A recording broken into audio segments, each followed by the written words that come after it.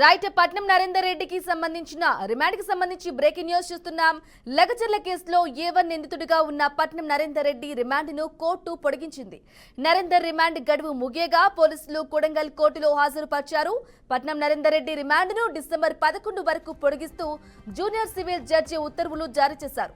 November 11న లగచర్లలో industrial corridor భూసేకరణపై రైతుల అభిప్రాయాన్ని తెలుసుకునేందుకు వెళ్లిన వికారాబాద్ కలెక్టర్పై అక్కడి రైతులు ప్రజలు దాడి చేశారు. ఈ ఘటనలో మాజీ ఎమ్మెల్యే నరేందర్ రెడ్డి హస్తం ఉందని ఆరోపణలు రాగా పోలీసులు ఆయనను అరెస్టు చేసి కొడంగల్ మ్యాజిస్ట్రేట్లో హాజరుపరిచారు.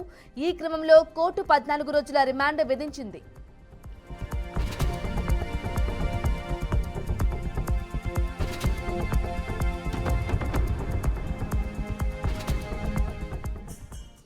ఇక ఇదే అంశానికి సంబంధించి మా క్రైమ్ బ్యూరో క్రాంతి అందిస్తారు. క్రాంతి చెప్పండి, లగచర్ల ఘటనకు సంబంధించి ఏ1 నిందితుడిగా ఉన్న పట్నం నరేందర్ రెడ్డికి 14 రోజుల రిమాండ్ విధించినట్లుగా తెలుస్తోంది. అలాగే రిమాండ్ కూడా పొడిగించినట్లుగా తెలుస్తోంది. దీనికి సంబంధించిన డీటెయిల్స్ ఇవ్వండి.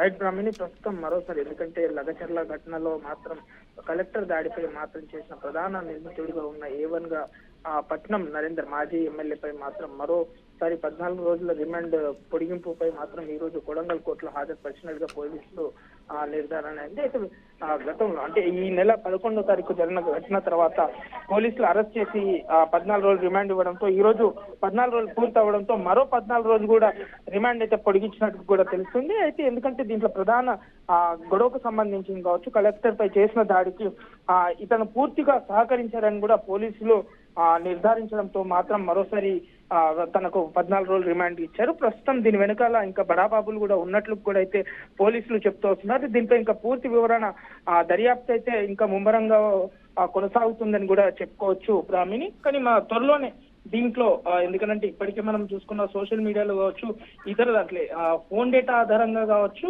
ఈ పట్నం నరేందర్ దగ్గర నుంచి కేటీఆర్ కు కావచ్చు, లేదు అని అంటే A2గా ఉన్న సురేష్ దగ్గర నుంచి పట్నం నరేందర్ కు ఈ ఫోన్ డేటా ఆధారంగా మాత్రం వీళ్ళపై కేసులు అయితే నమోదు చేశారు. బట్ దీనిపై ఇంకా పూర్తి వివరణ ఇంకా వెలుగులోకి వచ్చే అవకాశం అయితే కనిపిస్తుందని కూడా చెప్పుకోవచ్చు బ్రాహ్మణి. ఎస్ క్రాంతి, మీరు చెప్పినట్లు రిమాండ్ అయితే పొడిగించడం జరిగింది. అంటే లగచర్లలో అధికారులపై దాడులు చేయటం వల్ల ఏ1 నిందితుడిగా ఉన్నారు. అలాగే కొంతమందిని కూడా ఇంకా అరెస్టు చేసే అవకాశాలు ఉన్నాయంటారా?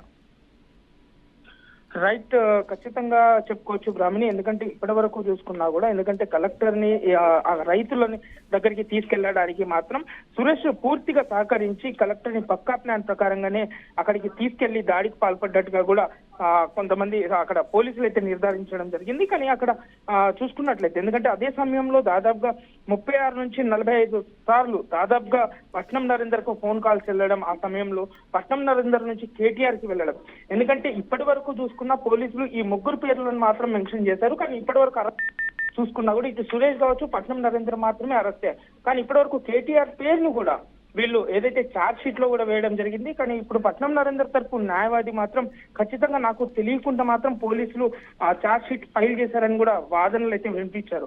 అయితే తర్వాత వాదనలను బట్టి ఎందుకంటే ఇటు పీపీ ద్వారా చూసుకున్నా కూడా దీంట్లో నిందితులని మరింత అరెస్టులు దీంట్లో పెరిగే అవకాశం ఖచ్చితంగా చూడొచ్చు. ఎందుకంటే 2 తెలుగు రాష్ట్రాలు కాకుండా దేశవ్యాప్తంగా ఒక కలెక్టర్ పై దాడిని మాత్రం ఉద్యోగ సంఘాలు కావచ్చు, ఇతర సంఘాలు కావచ్చు దీన్ని తీవ్రంగా ఖండిస్తూ మాత్రం దీనిపై కఠినంగా, ఎందుకంటే ఇప్పటికే ఇది నేషనల్ న్యూస్ గా మారిందని కూడా చెప్పుకోవచ్చు. ఎందుకంటే ఇటు మానవ హక్కులకు సంబంధించి కూడా ఇప్పటికే లగచర్ల టార్గెట్ కావచ్చు, అక్కడ రైతులని కావచ్చు పూర్తి వివరణ ఇప్పటికే కొనసాగుతుంది.